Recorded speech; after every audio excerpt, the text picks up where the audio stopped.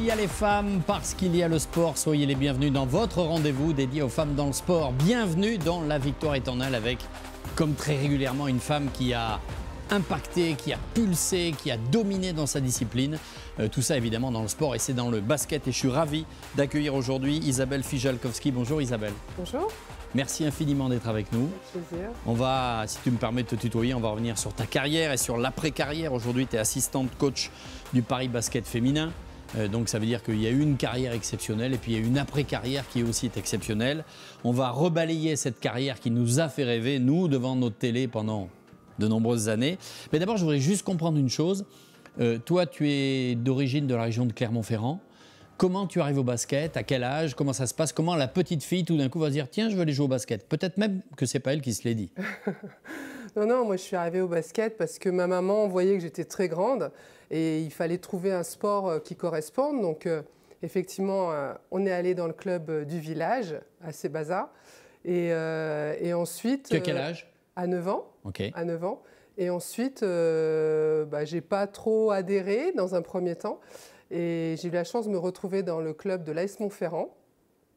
Et où une coach a vraiment cru en moi. Alors attends, tu fais 1 an et demi, 2 ans dans ton village, tu arrêtes, et puis c'est quoi? C'est une copine qui te dit tiens, on va aller, viens avec nous jouer Ouais, c'est une copine qui joue dans l'équipe Minime, à l'époque on appelait ça Minime France, ouais. Et qui nous dit viens, on va faire du championnat de France, c'est super, on s'éclate, et je dis bon, je vais essayer.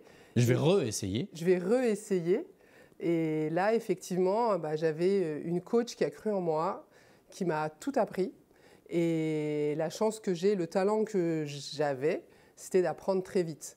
Donc ça veut dire que tu es une besogneuse, tu es une travailleuse, toi? Je suis une travailleuse et j'ai surtout besoin de comprendre et de faire beaucoup pour avoir confiance en moi, pour arriver à réaliser les choses. Ça, c'est important parce qu'aujourd'hui, tu es coach.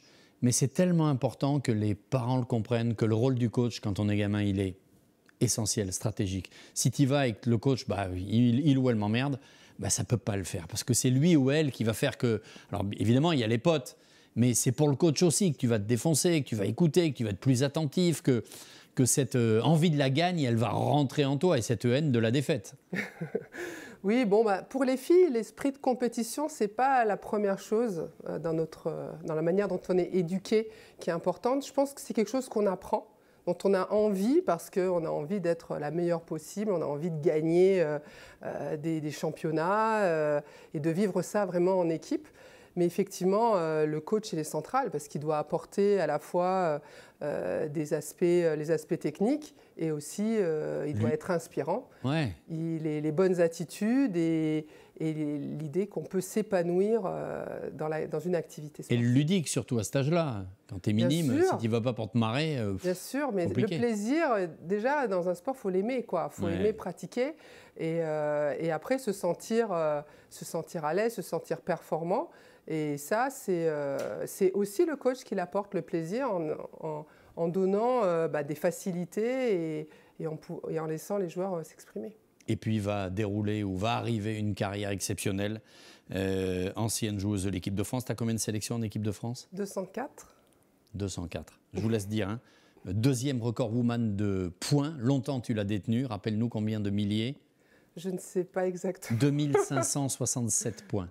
Voilà, c'est ça. Un par un, elle est allée les chercher. Ou 2 par 2 ou 3 par 3.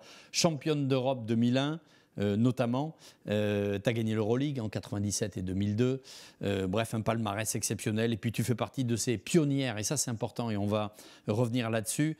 Tu as été la première Française à jouer en WNBA. Donc, c'est la NBA féminine. Tu fais partie de cette équipe de France de 2001 qui remporte le premier grand titre de l'histoire des Bleus avec l'Eurobasket, masculin, féminin compris. C'est le premier, c'est vous, tu y étais. Bref, une carrière exceptionnelle. Des titres de championne de France, combien de fois? 5, je crois. Avec Challes-les-Eaux, Bourges, Valenciennes? C'est ça. Que du bonheur. Tu es une des grandes fiertés du basket français. Moi, j'aimerais comprendre une chose. En 97, il y a l'Euroleague avec Bourges. À ce moment-là de ta carrière, tu es véritablement au top niveau? Oui. Enfin, J'ai l'opportunité de jouer dans de très bonnes équipes et avec des très bons coachs aussi, Ouais. que je remercie jamais assez parce que tout au long de ma carrière, il y a eu la première, Odette Grandjean, la grand-mère de Geoffrey Lauvergne. Voilà. Ah oui. Et ensuite, bon, j'ai fait les choix des coachs et ils m'ont tous amené des choses super importantes. Et vers le haut niveau, il faut que les coachs savent ce que c'est, ce que ça demande. Et à Bourges, j'avais Vadim Kapranov. J'ai eu ensuite Laurent Buffard pour finir ma carrière à Valenciennes. Donc c'est effectivement grâce à ces coachs et à ces équipes, parce que voilà, on a joué des finales, j'ai gagné des finales d'Euroleague, mais j'en ai joué aussi pas mal. Donc ça veut dire que l'équipe aussi m'a beaucoup porté. Toi, par exemple, qu'est-ce qui représentait le ou la coach pour toi, ou le coach, plus souvent d'ailleurs? Qu'est-ce qui représentait pour toi, dans toi, la joueuse? Le coach, pour moi, c'était un guide. C'était quelqu'un en qui on avait confiance et qui avait le rôle de nous mettre en condition pour être les plus performantes, pour nous amener vers l'objectif. Et est-ce que tu sentais que quand il y avait cette relation-là, que vraiment tu te sur-dépassais? Oui, le coach fait partie justement des éléments de motivation. C'est surtout la confiance et la compétence. Parce que quand on est joueur, on sent très vite si un coach il est à la hauteur ou pas. Que ce soit du point de vue technique ou du point de vue humain. Si on estimait, enfin si moi j'estimais qu'il était à la hauteur, qu'il allait vraiment nous amener des choses pour arriver à l'objectif, et là on est dans le sport de haut niveau de compétition à 200%, et on faisait tout ce qu'il demandait, quoi. Tu es une besogneuse, tu es une travailleuse, tu es une intellectuelle aussi, tu intellectualises les choses, tu as besoin de comprendre, tu as besoin de savoir. Est-ce que vite, jeune, tu as compris que ça serait aussi ton chemin d'après, d'être coach? Alors, pas dans un premier temps, parce que les modèles de coach, c'était des modèles, à mon époque, je jouais dans les années 90 jusqu'en 2000. C'était essentiellement en France des hommes. Donc pour moi, être coach, je ne me projetais pas du tout. C'est un métier d'homme. Parce qu'une femme ne pouvait pas être coach. Voilà, une femme ne pouvait pas être coach professionnel. Moi, j'ai eu beaucoup de coachs femmes dans ma formation, des anciennes internationales. Donc pour moi, les femmes, ok, elles sont dans la formation du joueur, mais pour coacher à haut niveau, je n'avais pas de modèle. Et ça a changé. De femmes, voilà. Et ça a changé quand je suis allée en NCAA, où là-bas, toutes les coachs, c'était des femmes. Donc c'était un petit peu un choc, mais vraiment un choc dans le bon sens. Et je me souviens très bien, quand je suis revenue en France au bout d'une année, que j'ai fait là-bas, c'est exactement ça. J'ai vu des coachs super compétentes, qui nous comprenaient même très bien, mieux que beaucoup d'hommes, parce que voilà, on vit avec elles. On vit la même chose, qu'on a été élevé de la même manière, etc. Et là, je me suis dit, ah ouais, une femme, elle peut être compétente pour coacher, et en fait, c'est ça que j'ai envie de faire. Ça a été évident? Ouais, ça a été vraiment une envie de dire, ah ouais, c'est possible, quoi. Moi, je connais bien le basket, et j'ai envie aussi de transmettre ce que moi, j'ai reçu, et d'avoir voilà, ce parcours envers d'autres, de croire dans des jeunes filles, pour qu'elles suivent un petit peu le chemin, même si faire du haut niveau, c'est réservé quand même à très peu de monde. Évidemment. En 97, il y a cette victoire avec Bourges de l'Euroleague, et puis tu pars aux États-Unis. Oui. Explique-nous pourquoi. Pourquoi tu y vas? Qu'est-ce qui fait que tu te dis, bon allez, je vais tenter ma chance, sachant qu'aucune femme française ne l'avait fait? Oui, c'était le début de la WNBA, en fait, c'était la saison inaugurale. Et j'ai été draftée donc dans une équipe à Cleveland. Voilà. Ça t'a surpris? Là, on ne choisit pas. On ne choisit pas les lieux où on va. Oui, donc, non, mais tu aurais pu refuser d'y aller. Ah oui, non, mais non, on ne refuse pas. Quand on nous annonce la NBA au féminin, on se dit, oui, c'est une super opportunité. On joue dans les mêmes structures, on s'imagine des moyens extraordinaires. Moi, j'ai passé un an dans le Colorado, à Boulder, à l'université. J'ai vu déjà les moyens mis en place en université. Alors, au niveau professionnel, non, on ne refuse pas du tout, quoi. On y va en espérant qu'on soit au niveau, quoi. Et effectivement, c'est super bien passé. J'ai été dans une équipe où je me suis bien intégrée. Et il faut savoir que les saisons, elles se déroulent. Il y avait peu d'étrangères. Hein. Il y avait peu d'étrangères. Je pense qu'il y avait une dizaine d'étrangères qui étaient draftées, qui ont été draftées. Oui, mais sur un championnat, c'est pas beaucoup. Sur un championnat, il y avait 12 équipes. Okay. Donc effectivement, ils prenaient un petit peu les joueuses. À Cleveland, tu étais la seule française, par exemple. J'étais la seule française. T'as pas eu peur de ça? Non. Non, non. Moi, en fait, quand le projet est intéressant, moi, je sais que ça donne envie déjà. Et quand on a envie de faire quelque chose, on s'adapte. Donc, moi, je savais que j'avais déjà joué aux États-Unis. Voilà, je savais que je pourrais y arriver. Est-ce que dans ces infrastructures, avec ce club, avec déjà ton passé et les succès, est-ce que tu as encore progressé là-bas? Est-ce que tu as eu l'impression qu'il y a eu une plus-value, il y a eu un apport important? Il y a eu une plus-value parce que le basket est différent. Le basket est plus centré sur les individualités. Et là, il fallait faire ses preuves vraiment, entre guillemets, seul. Montrer qu'on est capable d'apporter, montrer qu'on peut être dominante. Et voilà, ça, je l'ai compris tout de suite. Donc, le jeu est un petit peu différent. Et voilà, pour moi, c'était un challenge. Comme quand on va jouer, j'étais étrangère à Com, quand je jouais en Italie. En Italie, après. L'étrangère de l'équipe, elle doit assurer tous les matchs, quoi. Et il y a une grosse pression. Sinon, elle rentre chez elle. Voilà. Et moi, c'est ce que j'aimais, en fait. Hein. C'était relever des défis aussi. Est-ce que tu as conscience que, évidemment, j'imagine quand on est basketteur ou basketteuse professionnelle, jouer en NBA ou en WNBA, c'est le Graal? C'est bien. C'est pas le Graal? C'est pas le Graal. Parce qu'en fait, c'est pas le... Ça peut être le Graal d'une certaine manière. Ça permet d'être reconnu sur son niveau de basket. Mais le basket, moi, je préfère largement le basket européen.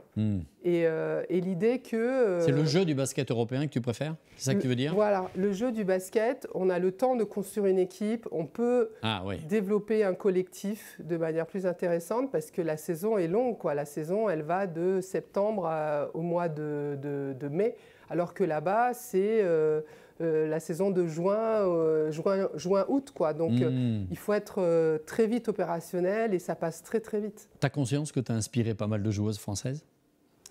Je ne sais pas. Non, ça, j'ai pas conscience. Tu n'en as jamais discuté avec toutes ces filles, Gomis, Lawson Wade, Gruda, non? Je suppose qu'elles ont suivi, qu'elles suivaient mon parcours.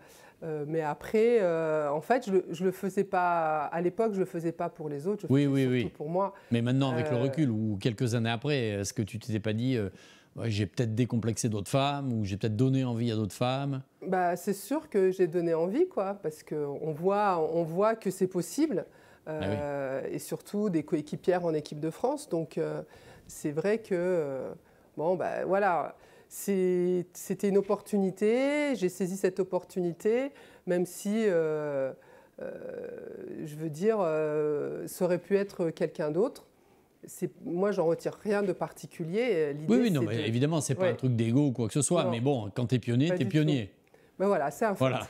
Et puis vous étiez vainqueur de la conférence Est, défaite en demi-finale contre Phoenix.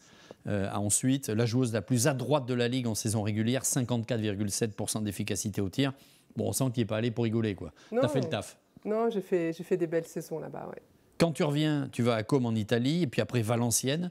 Le retour en Europe, qu'est-ce que tu te dis? Alors, tu m'as dit, je préfère le basket européen. Mais quand tu reviens, tu te dis quoi? Tu te dis, je vais repartir, je vais tirer des enseignements, être encore plus forte. Qu'est-ce que ça a changé? Ça donne vraiment de la confiance parce que j'étais capable de m'imposer là-bas. Donc ça veut dire que j'ai les capacités en Euroleague de faire la même chose, quoi. Donc ça donne, confiance en son jeu. Mais ça apporte aussi le fait de cumuler les choses. Et c'est pour ça que je vais jouer que 2 saisons. C'est-à-dire qu'on a des saisons sans temps de repos. Et ça, c'est compliqué. Donc c'est trouver à chaque fois 15 jours entre la WNBA et la saison européenne de repos.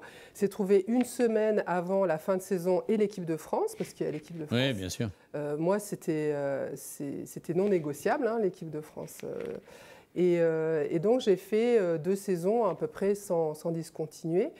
Et au bout de la troisième, et on n'est pas des machines. Au bout de la troisième, le corps, il a commencé à coincer et j'ai privilégié l'équipe de France. Alors l'équipe de France oui, l'équipe de France, il y avait les JO quand même. Et il y avait l'Eurobasket en France en 2001 aussi. Oui. Ça, c'est un épisode sur lequel je voudrais vraiment qu'on revienne. C'est le Graal, hein. 8 victoires, aucune défaite. Premier titre européen du basket français. Qu'est-ce qui se passe là ? Là, c'est un aboutissement parce qu'on est passé par la case Sydney en 2000 où on a été au jeu. On était la première équipe féminine de basket à se qualifier pour des JO. Donc ça, c'était déjà extraordinaire. Et on a fait une compétition où... Tu parles de Sydney ou tu es revenu à l'Euro ? De Sydney, ouais. Voilà. Et on finit 5e. Donc on n'a pas atteint notre objectif, clairement. Mais 5e, tu n'es pas loin non plus. 5e, tu n'es pas loin, mais c'est le quart. Il faut passer le quart de finale. Et on ne l'a pas passé. Et ça nous a donné encore plus envie de montrer la valeur de notre équipe. Donc, ce n'était pas au travers des JO qu'on allait le montrer. Ce serait l'année d'après, en plus en France, au Mans, cette opportunité de jouer un Eurobasket à la maison. Comment vous l'abordez, cette compète ? On l'aborde comme l'envie, avec une grosse envie, avec super confiance. Là, pour le coup, on était super bien préparés. Donc là, ça veut dire que quand vous abordez cet Euro, vous vous dites on y va pour le gagner. Ah oui. C'était la première fois ? C'était la première fois qu'on l'abordait comme ça. Ouais. Oui, c'est difficile ça, hein ? Parce que c'est... une première, ça reste une première, quoi. Mais on a une équipe qui s'est créée pendant 4 ans, en fait, avec cet objectif, l'objectif d'aller à Sydney. On avait une certaine maturité dans notre fonctionnement. On a joué une finale au championnat d'Europe 99 qu'on a perdu. Et là, là, on joue l'Euro, mais là, on va en finale et on gagne la finale. Explique-moi en quoi une victoire en équipe de France a une saveur différente que n'importe quoi d'autre. Le niveau de compétition est supérieur. Donc c'est 10 fois plus difficile de gagner un titre européen avec l'équipe nationale qu'avec un club.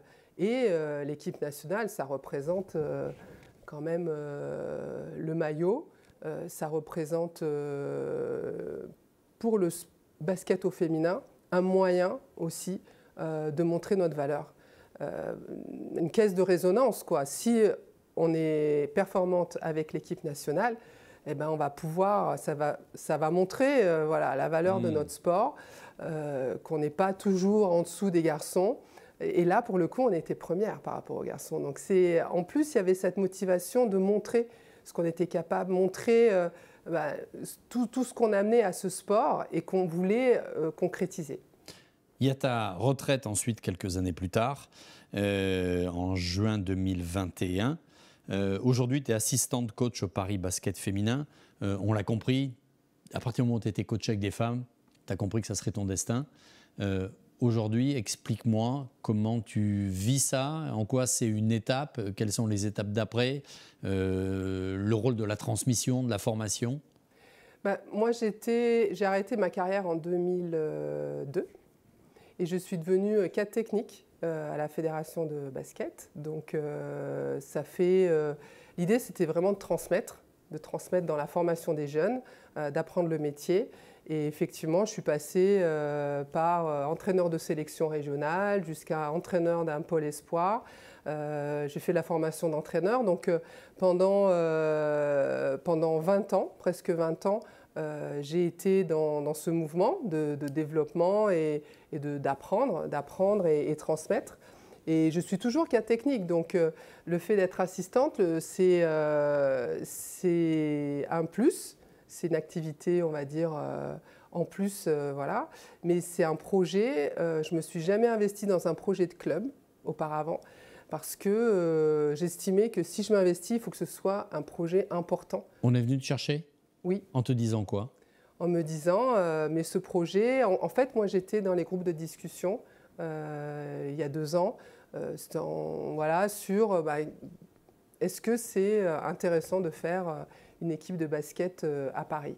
Donc j'étais dans ce petit groupe qui échangeait avec un projet qui est sorti au bout. Donc j'ai vu la manière dont il se construisait, j'ai vu l'intérêt porté par le Paris Basket pour sa section féminine. Et effectivement, quand on m'a demandé d'être assistante, j'ai dit oui, ça peut être bien de féminiser aussi un staff. Parce que l'équipe, elle est dirigée par un homme, Julien. Donc l'idée, c'était aussi, pour une équipe de femmes, mettre un staff féminin. Avec un propriétaire, David Kahn, qui est solide, avec des idées. Vous faites des matchs à l'Accor Arena ou à l'Adidas Arena, enlevé de rideau des matchs masculins. Bref, ça fait partie de l'offre globale et j'imagine du package qui font que ouais, j'y suis et c'est pour aussi ça que j'y suis. Oui, et ça montre qu'il le fait à l'américaine, comme quand la WNBA s'est créée. La WNBA a créé un produit avant d'avoir des résultats, même avant de commencer. Il y avait une exposition médiatique, il y avait 3 ou 4 matchs par semaine sur les différentes télévisions nationales. Il y avait des sponsors, il y avait de la médiatisation, même à l'époque, ça fait plus de 25 ans. Et en fait, c'est ça, c'est créer un engouement, pas seulement sur ce qui se passe sur le terrain, mais voilà, en montrant un côté du sport, justement pour avoir cette mixité, pour que les familles, quand elles viennent au Paris Basket, les mamans et les jeunes filles, elles peuvent aussi voir un spectacle qui leur correspond. Aujourd'hui, l'équipe est coachée par Julien Destock. Oui. Est-ce que tu te dis, un jour, ce sera ma place aussi? Parce qu'une femme peut tout à fait... alors, je ne suis pas en train de dire que tu veux lui piquer sa place, mais tu te sens les épaules et la capacité, j'imagine, pour le faire. Ce n'est pas forcément dans le rôle de coach principal que j'ai envie de m'investir. Mais je suis tout à fait, tout du moins sur ce projet. Ce n'est pas vraiment pour moi un aboutissement. Moi, j'ai envie de continuer dans la structuration du club, dans la formation des jeunes joueuses et apporter mon expérience comme je le fais aujourd'hui. Moi, c'est quelque chose vraiment qui m'intéresse. Je comprends. Isabelle, dans ton job idéal, entre 5 et 10 ans, c'est quoi? Moi, j'aimerais bien que le club soit au plus haut niveau. Et j'aimerais bien justement aider le club à ce que les jeunes filles créent en fait un environnement pour que les jeunes filles franciliennes, parce qu'on a un territoire incroyable formidable, oui, en Île-de-France, elles puissent avoir cette opportunité de jouer à la maison et de jouer jusqu'au meilleur niveau, jusqu'au haut niveau, jusqu'à l'Euroleague. Et moi, j'aimerais faire partie de cette aventure, donc d'aider l'équipe à aller vers le plus haut niveau, parce que c'est un grand challenge. On est à la 4e division, donc il y a encore beaucoup de chemin à faire. Et sur ce chemin, c'est d'intégrer aussi la jeunesse et d'intégrer les jeunes et pour qu'il y ait cet engouement, donc pas juste pour les joueuses en elles-mêmes, mais aussi pour tout un public, pour que les jeunes filles elles se disent « oui, le basket, c'est pour moi ». Oui, bien sûr. Il y a plein de clubs en région parisienne aussi, donc il n'y a pas que des garçons, pour que ce sport il soit vraiment quelque chose d'important et où on peut vraiment se révéler, s'épanouir. Et c'est la pionnière qui parle. Tu es une femme inspirante, tu es une sacrée championne. On va parler d'autres sacrées championnes avec au féminin et avec sa rédactrice en chef, Julie Caron.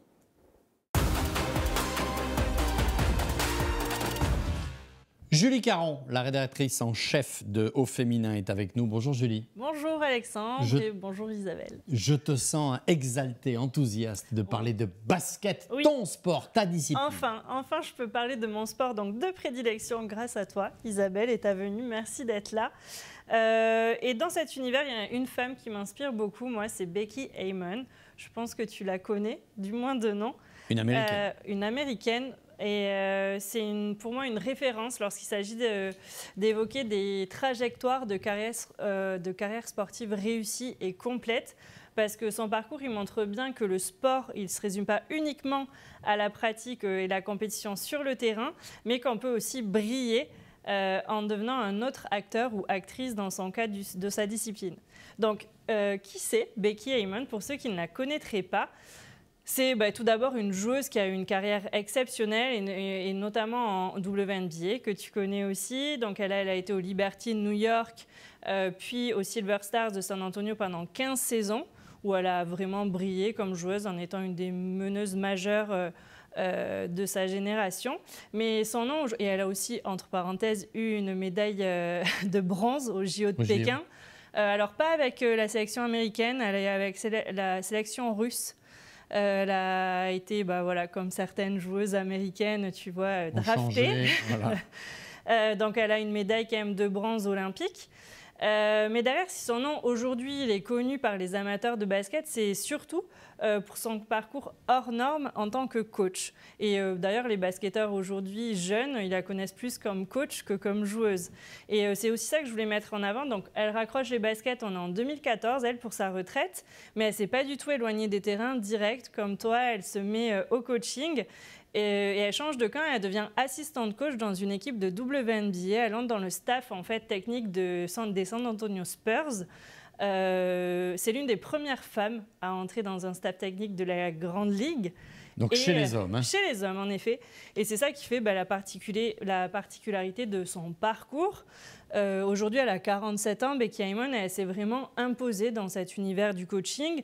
Donc, grâce à son incroyable expertise du jeu, voilà, et son intelligence tactique. Et surtout, elle a beaucoup appris auprès de son mentor, qui est Greg Popovich, donc le fameux coach des Spurs et aussi de Team USA.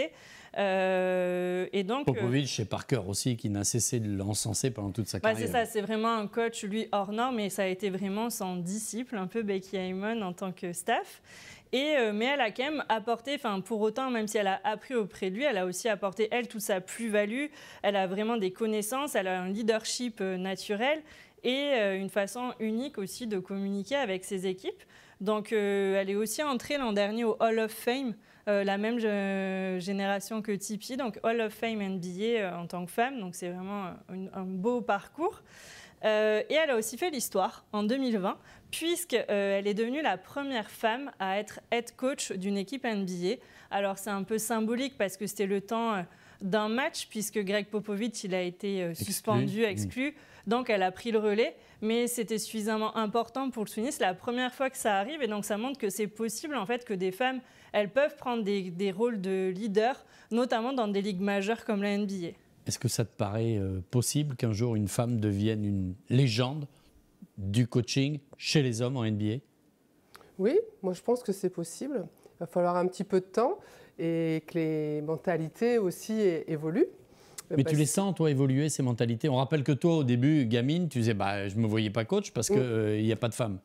Oui, les choses, elles évoluent plus vite aux États-Unis, enfin plus tôt, elles ont évolué plus tôt, parce qu'ils ont une histoire, une culture qui est différente de la nôtre. Mais nous, je pense qu'on doit travailler à briser les stéréotypes, à prendre conscience de ces stéréotypes et penser qu'une femme est autant capable qu'un homme de coacher, comme une femme est autant capable qu'un homme de jouer au basket. Oui, ou de diriger une entreprise ou d'être première ministre. Voilà, exactement. Et en fait, c'est vrai que le sport, c'est un peu un des derniers bastions où on a du mal à mettre des femmes leaders. Mais je pense vraiment que pour Becky Hammon, c'est plus une question de si est-ce qu'elle va être ou pas, c'est plus une question de temps ou d'opportunité, tu vois. Et donc c'est pour ça, on en parlait, mais il y a vraiment une nécessité de rôle modèle dans ces questions de leadership. Et pour moi, elle en fait partie, parce qu'elle montre bien que les femmes, elles peuvent exceller dans ces domaines où, même pour coacher des hommes, elle assure, quoi. Elle est là. Depuis là, elle a repris depuis 2 ans, et là, ce sera sa 3e saison en tant que coach en WNBA. Donc, elle coach aussi des femmes. Dès sa première saison, elle gagne le titre de meilleure coach de l'année. C'est vraiment une coach de renom. Et c'est vraiment pour moi une inspiration pour les jeunes filles, mais aussi pour les hommes qui rêvent non seulement donc de jouer au basket, mais aussi de devenir d'autres acteurs, donc entraîneurs, dirigeants, figures d'autorité dans le sport, parce que ça montre qu'il y a plein de parcours divers et variés pour se faire un nom dans sa discipline. Bon, elle a réussi un peu sur tous les plans, mais on peut aussi être coach, quoi. Enfin, tu le disais, on manque de représentation, et pour moi, elle, c'est ça, c'est un modèle. Donc, c'est une pionnière comme toi, une bâtisseuse de ponts. Et ça montre que le sport, il n'y a pas vraiment de limite et qu'on peut changer les règles du jeu, même de l'autre côté de la ligne de touche. Tu es d'accord avec tout ça? Tout à fait d'accord. Merci Julie. Merci Julie, merci Isabelle d'avoir été avec nous. C'était passionnant. Bonne chance pour la suite. On va continuer de suivre tout ça avec beaucoup d'attention. Merci encore et merci à vous toutes et à vous tous pour votre fidélité. Puis on se retrouve très prochainement, évidemment. Une dernière petite chose? La photo de la semaine. Allons-y. Alors pour cette semaine, c'est la Saoudienne Dania Hakel. Elle a créé la surprise sur le Dakar lors de la 10e étape qu'elle a remportée. Elle a décroché la victoire dans la catégorie Challenger. Et elle devient ainsi la 4e femme de l'histoire à remporter une épreuve du prestigieux rallye, sachant que la dernière, c'était Jutta Kleinschmidt en 2001, qui, elle avait aussi remporté le rallye et c'est la seule à ce jour à l'avoir fait. J'ai fait des courses de Trophée Andros face à Jutta Kleinschmidt. Sacré coup de volant. Merci beaucoup, bravo. Et on se dit à bientôt. Merci, bonne fin de soirée. Salut.